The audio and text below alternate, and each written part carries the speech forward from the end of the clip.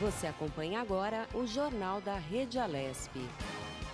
Tudo sobre o Legislativo do Estado de São Paulo.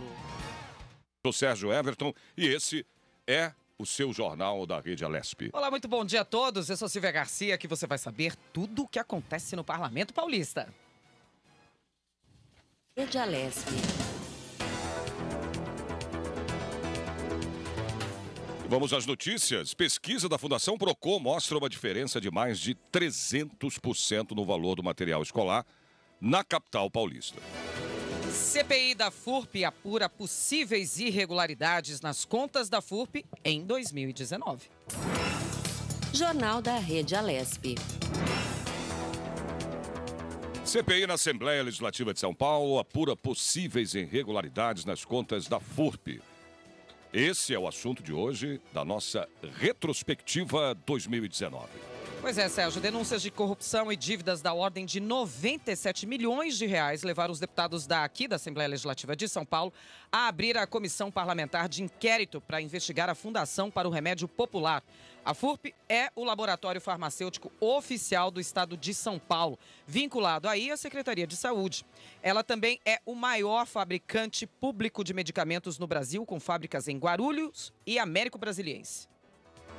Quem é o presidente desta CPI é o deputado Edmir Chedid, do Democratas. Ele comenta agora sobre o relatório, apresentado por Alex Madureira, o deputado Alex de Madureira, do PSD. Vamos ouvir. Olha, o relatório do nobre deputado Alex de Madureira, ele foi um trabalho extenso, tem 1.300 páginas o relatório. Ele foi buscar tudo o que aconteceu durante todo esse período, transcreveu todas as atas de reunião, os depoimentos, tudo que ele pôde agregar, ele agregou. Só que ele não consta no relatório final, nas conclusões, quem deve ser indiciado ou não. E essa é a grande questão. Bom, gente, o deputado Alex de Madureira era o relator da comissão, mas o relatório final apresentado por ele foi rejeitado, como explica aí o parlamentar. Eu teria que ter a certeza absoluta das coisas para poder citar empresas, citar agentes públicos, citar nomes.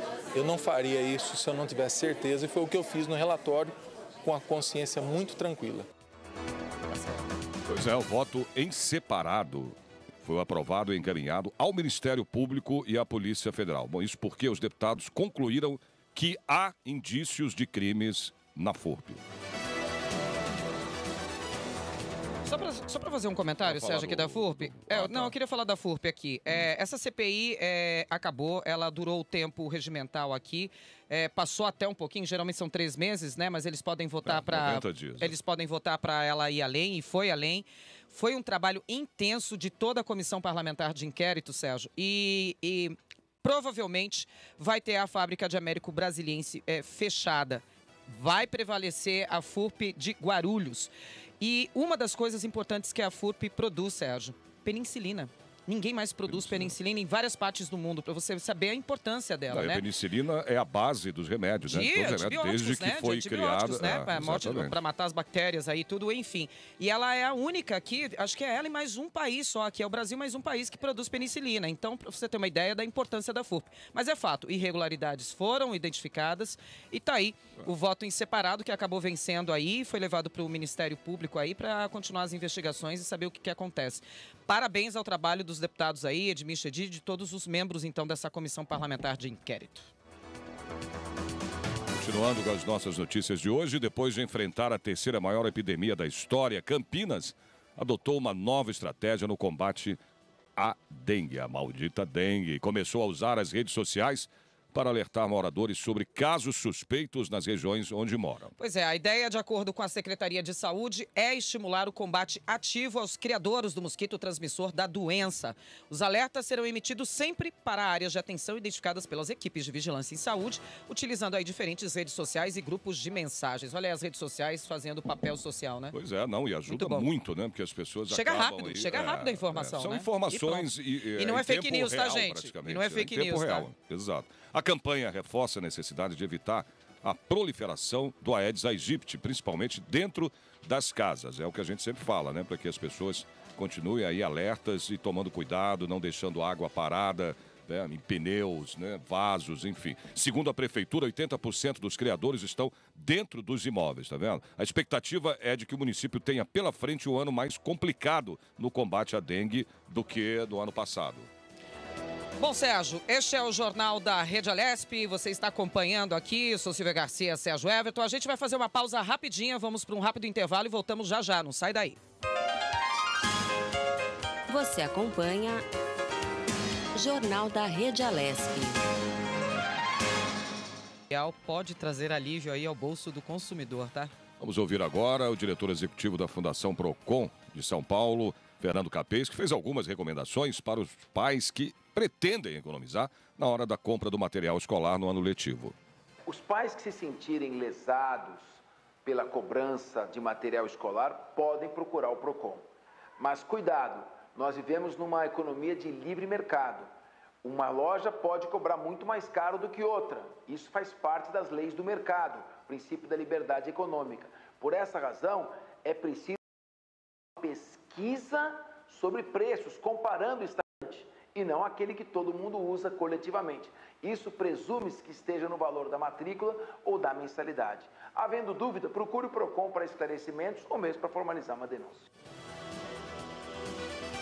Bom, isso é que eu acho, né, complicado, esse negócio que o Capês falou agora da questão da diferença, né, de preços. Tem que pesquisar. Não, pois é, mas é trabalhoso isso, né? Acho que deveria ter uma equiparação aí em relação... Não, ele foi claro, ele falou, tinha que ter uma havendo equidade, isso, né? E você tem que pesquisar. Você viu o que tem que ficar de olho? Se não tem papel higiênico, material de limpeza incluído aí nesse material escolar, porque isso não pode, tá? Isso não pode de jeito nenhum, tá? É que eu acho que deveria ter, né, um consenso maior em relação aos preços, né? Não tanto essa diferença de uma loja para outra, você tem que ficar correndo atrás. Vamos fazer o seguinte, vamos levar essa discussão aqui então para um especialista agora, ao vivo?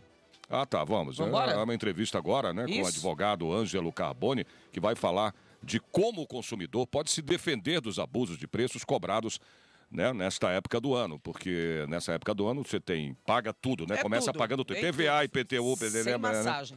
Eu vou falar com o doutor, então, Carboni, para ele esclarecer para a gente, explicar melhor para a gente.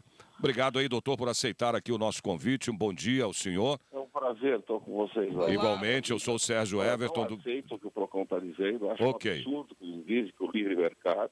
A pessoa está sofrendo, tem despesa de tudo que é jeito. Tem que pagar IPTU, IPTA, o diabo. Tudo. Pois é. Mais a despesa dos filhos, tudo antecipado. E o pior de tudo é que a coitada vai na loja, a mãe, compra lá em 12 prestações e acha que aqui no cartão, e acha que tá uma maravilha. Ela vai pagar a vida inteira, vai pagar aquele ano inteiro. No que termina o ano, já começa o outro, né? Mais barato. Não, termina o ano, ela continua pagando. Pois é, doutor Ângelo, tudo bem? Bom dia, quem está falando é Silvia Garcia aqui. Dia. Seja muito bem-vindo aqui no nosso programa da Rede Alesp. Bom, a gente falou aí no início da nossa reportagem, da nossa matéria aí, que pode ter diferença de 300% de material. O que que tá... Ou mais. O que está acontecendo e por que isso acontece? É normal? Falta de união dos pais. Se eles forem comprar esse material no atacadista, eles vão pagar metade do preço. Como é que é? Se for comprar à vista, paga metade do preço? Metade. E o pior de tudo, olha, não é só isso, não. O material escolar é caro. E os livros? As escolas vão dando livro e vão mudando a cada ano, porque eles vão atualizando. O preço do livro é uma fortuna. Então... Mais ou menos, numa escola assim, particular, média lá, o pai paga R$1.000 por cada filho por livro. É isso mesmo. Agora, se a escola for lá e comprar, ela compra com 30% de desconto e pode repassar para os alunos. Mas muitas não fazem. Outra coisa, olha lá. se o pai tem lá, ele é professor, ou ele tem o irmão que é professor, ele vai na mesma loja e compra... Com desconto também, se tem alguém que é professor em casa. Com 15% a 30% de desconto. Exatamente. O que o pai tem que ser é esperto. Agora, quando a loja pega e cobra uma fortuna, ela não tem no Procon, não, para reclamar. Ela tem na delegacia. Faz um boletim de ocorrência lá e processa a pessoa. E vai no juizado de pequenas causas e pede o dinheiro de volta. Não é como o Procon fala, não. O Procon diz assim, você vai lá, reclama para ele, dá uma tabela de preço para você. Faz a pesquisa. Média, não é média nada, não. O material escolar tem um preço real. Se você compra em 12 vezes no cartão, você está dando 30% para eles. 30%. Quando você pode comprar no atacado com 50% a menos. Então tem muita coisa para se fazer. E outra coisa do PROCON, o que ele faz? Ele faz uma tentativa de conciliação, demora, e depois ele pega e dá uma multa e ele reverte para ele. O que eu quero é que a mãe do aluno vai lá, prova que foi roubada, que foi lesada, e ainda ele recebeu o dinheiro de volta, a diferença, receba danos morais pela humilhação, porque ele gastou um dinheiro que ela não tinha. Tem sentido mesmo, tem razão, porque... Agora, será que é só te cortar, Sérgio? A gente já não tem. Eu corto o Sérgio toda hora. Não tem jeito. Então vai, pode falar. Não, vai. Viu por que eu corto? O que eu vou fazer? Viu por que eu corto? Não, o que eu ia falar com ele é essa questão, né, do direito, né, doutor? Das pessoas, claro, só falou que... do consumidor, é o pai que está pagando. Exato. Ele não vê mais. O coitado tem um cartão de crédito lá, tem R$1.000, ele vai pendurar esse cartão a vida inteira. Não, e com os juros do que o cartão tem, né, que cobra, é brincadeira. Se a escola fosse legal, ela pegava no atacado para todo mundo lá, e todo mundo pagava 30% do valor.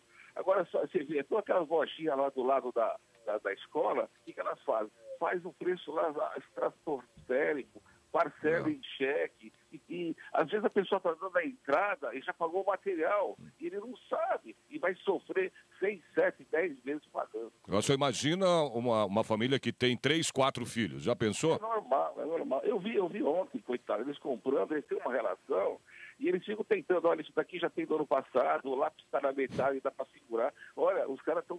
Fica negociando, né? Nós estamos numa recessão terrível, e as escolas exigem. E tem coisa pior. Se você tem uma escola que tem um uniforme, que eles têm a marca registrada, se é obrigado a comprar o uniforme, eles mandam. Eu sei, passei por isso. Hoje o meu filho está com 24 anos de idade, já formado na faculdade. E aí eu levantei essa lebre, essa bola lá na redação, antes da gente começar o programa, e estava falando aqui com os colegas de trabalho. Falei, vocês sabem quanto custa criar um filho hoje no Brasil?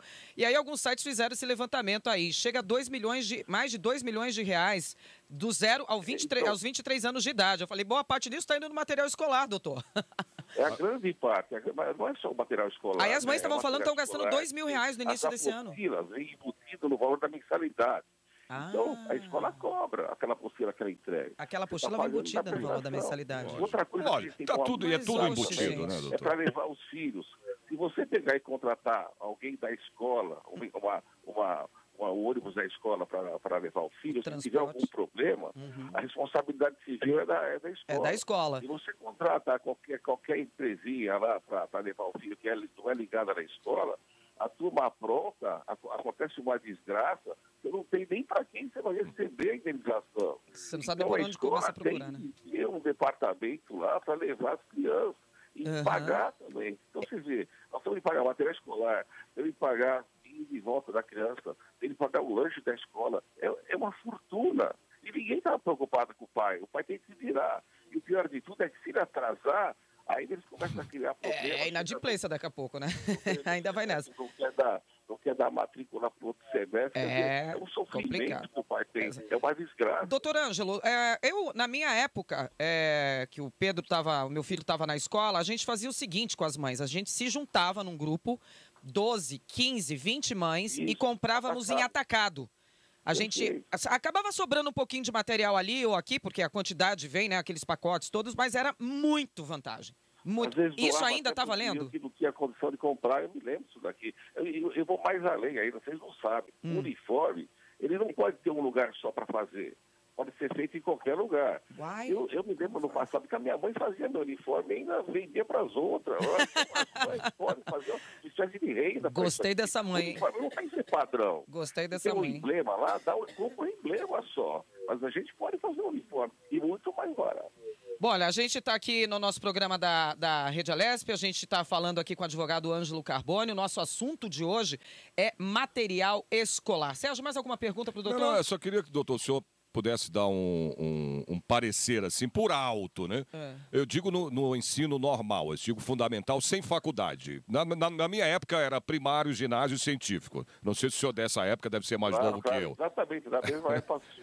Quanto sai, né? Quanto custa nesses 3 ensinos, mais ou menos, só para a gente ter uma ideia, vai doer esse custo pro pai, né, de escola para uma criança, para um aluno? Dá sim. Só para ter uma ideia. Escola do Estado que tá tudo lá, que nem em tese, né? Antigamente você está falando, no nosso tempo, se você tivesse numa escola municipal, ele estava lápis, caderno, levava tudo, borracha. Era tudo da escola, é verdade. Era uma maravilha. O custo da gente, do pai, era quase zero. Pois é, e aí do pai, por isso que eu queria que alguma coisa lá para a escola e reclamava. Hoje, o custo normal numa escola estadual é R$500 mil até se formar, se a criança conseguir chegar numa escola sem estadual, pagar nada de prestação. Agora, se for pagar o custo de medicina, nós estamos em 3,5 milhões. Aí lascou-se. Isso é muito rico. 3,5 milhões. Aí lascou-se. Exatamente. Cara, a prestação do escola de medicina hoje é mais barata, é R$10 mil por mês. Aí a pessoa tem que se manter na cidade que tem lá. Fora o material, né? Uma despesa enorme com material. Nossa, de medicina, os livros são caríssimos, né? É muito caro. Doutor Ângelo, só mais uma perguntinha aqui. Eu tô com uma pesquisa aqui na mão, uma média aqui de gastos, que vem elencando aí os países, desde Equador, da América do Sul, até chegando na Suíça. Equador tem uma média de gasto de porcentagem do salário do pai e da mãe com material escolar, tá? De 28,60%. O Brasil aparece em terceiro lugar, pegando um filão aí de 22%. Aí eu vou falar para o senhor, na Suíça, são só 2% do salário dos pais. O que está acontecendo? Por que Na Suíça o investimento é maciço, eles querem investir muito no conhecimento da criança. Então o Estado paga. O Estado paga até para os pais, até se a criança ficar doente. Não, só que tudo. Exato, você não tem nada, é zero, né? Na Suíça, imposto é praticamente zero. No Paraguai, o curso médio lá, dá para a gente gastar em torno dos uns R$300 mil. Então, o pai que não tiver condições de manter aqui o filho, tem que mandar para lá, é ruinzinho, mas o que nós vamos fazer, né? É o que tem para hoje, né? Lá tem mais condição. Agora, eu fico muito triste porque, olha, o salário não sobe, tudo está subindo terrivelmente, e o pior de tudo, os vendedores estão abusando da criançada. E vem o PROCON e fala assim que é normal uma empresa pedir 300%, outra 200%, outra 100% a mais. Não é normal, não. Precisa trocar esse PROCON. Por gente lá, o Bolsonaro, que dá um jeito nesse negócio, porque não é normal. Doutor Ângelo, precisamos ter proteção e não desproteção. Obrigado, então, pela sua participação. Obrigada, doutor Ângelo. Volte sempre aqui. Um abração. Beijo, bom fim de semana. Obrigada. Complicado, hein? A gente já chega com um balde de água fria aqui para os pais. Mas, Sérgio, eu estava falando com a Mônica, que está aqui, a Andréa. Elas têm filhas em idade escolar, em anos diferentes aí, obviamente. Uma já na adolescência, a outra começando a entrar na adolescência. Nós estávamos falando, Sérgio, a pancadinha já do início do ano só com material escolar, R$2 mil. Pois é. Se vira, né? Dá seus pulos, falando né? Escola aí, ó. Né? Falando escola, né? Estudantes, os alunos aí da rede estadual de São Carlos, Araraquara, Matão, Américo Brasiliense e Baté podem se inscrever em até 2 cursos de idiomas gratuitos nas unidades do Centro de Estudos de Línguas. São oferecidas aí aulas de alemão, espanhol, francês, inglês e italiano. Olha, as atividades no CEL, como é conhecido esse centro, né, de aulas, serão iniciadas junto às aulas regulares no dia 3 de fevereiro, agora no início do mês que vem, gente. Mesma data em que termina o prazo para os alunos efetuarem a matrícula para cursar inglês, é necessário estar também no ensino médio, tá? Para os demais cursos, basta então aí estar matriculado em uma das turmas a partir do 7º ano do ensino fundamental. O Centro de Estudos de Línguas é um programa da educação que proporciona um ensino de até 6 idiomas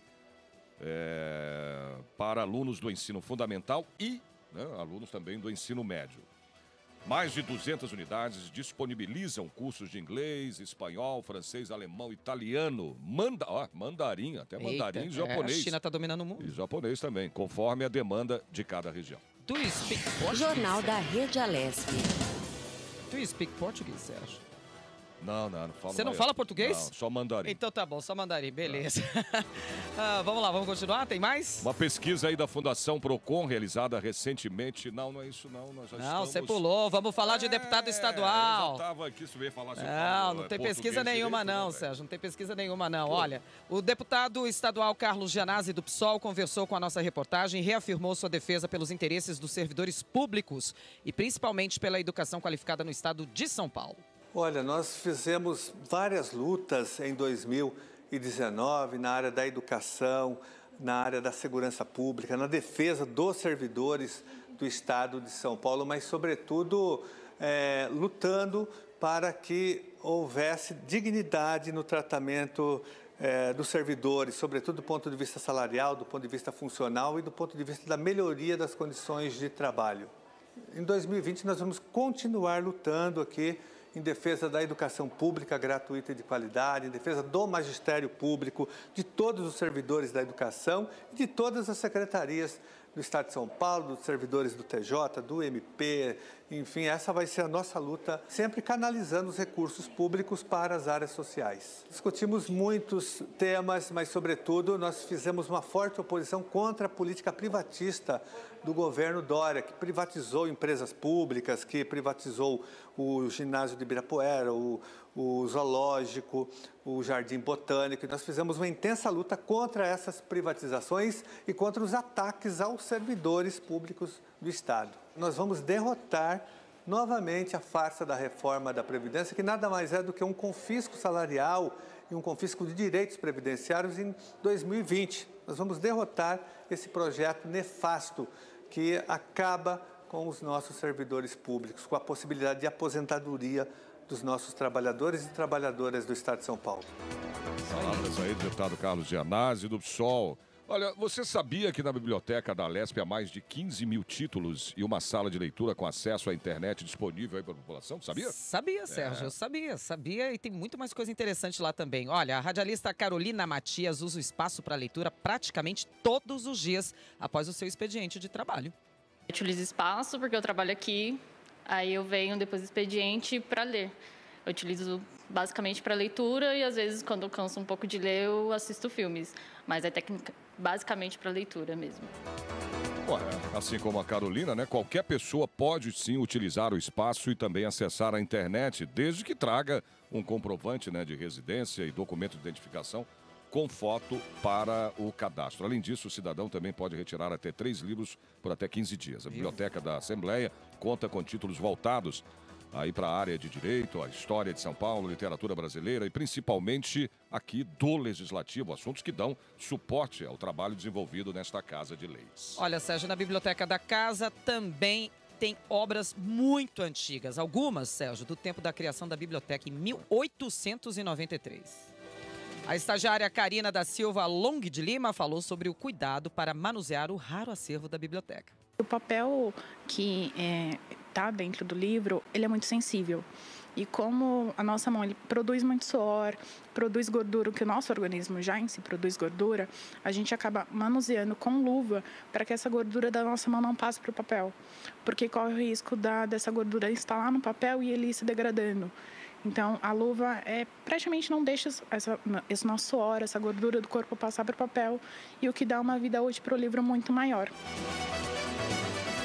Só para lembrar, então, a Biblioteca da Assembleia Legislativa fica disponível ao público de segunda a sexta-feira, sempre a partir das 10 horas da manhã até as 7 da noite, no terceiro andar aqui do Palácio 9 de Julho. Exatamente. Agora, olha que notícia legal, hein?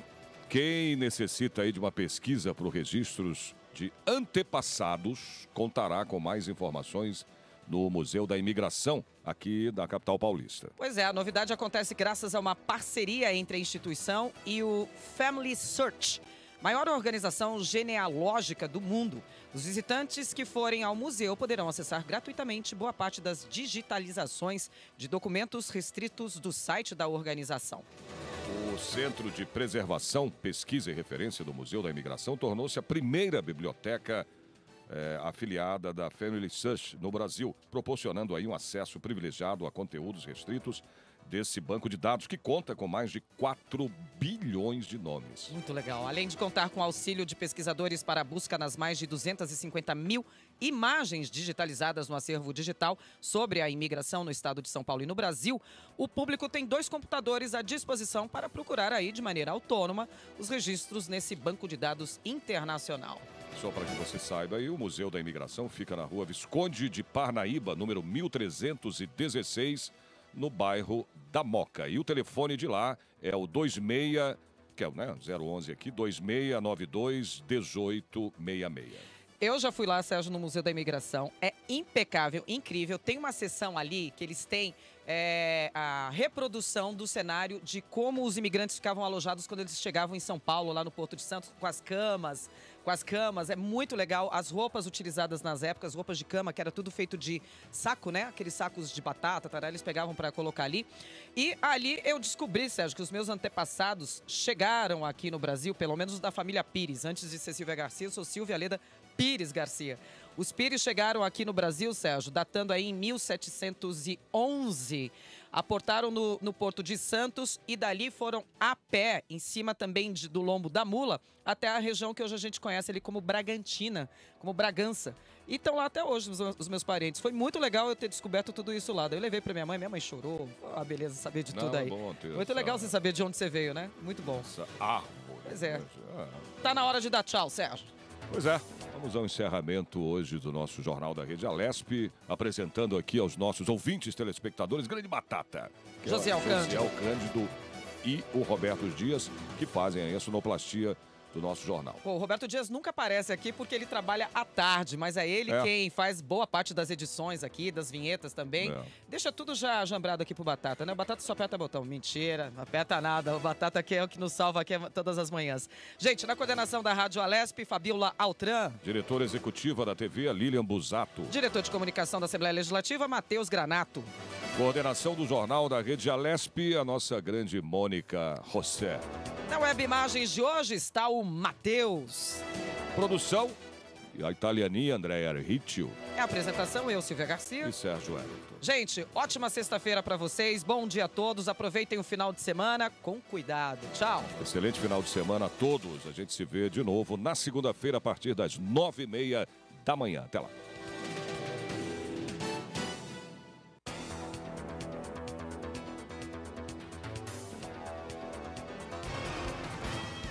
Você acompanhou o Jornal da Rede Alesp.